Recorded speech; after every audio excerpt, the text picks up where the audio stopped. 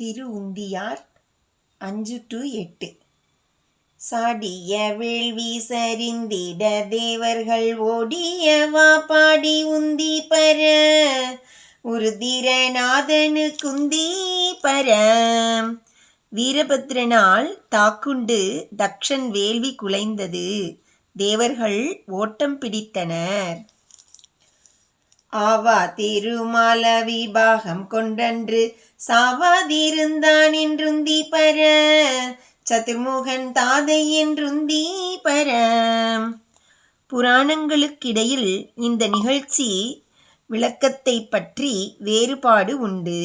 மகாவிஷ்ணு இந்த யாகத்தில் கலந்து கொண்டது உண்மையன்று. ஏனென்றால் பரவஸ்துவே சங்கரன் என்றும் நாராயணன் என்றும் அழைக்கப்படுகிறது. வெய்ய வணங்கி விழுங்க திரட்டிய கையை தரித்தான் என்றுந்தி பர கலங்கிற்று வேள்வி என்றுந்தி பர. வெப்பமுடைய அக்னி தேவன் அவியுண்ண வளைத்த கையை சிவன் வெட்டினான். வேள்வியும் கலங்கிற்று.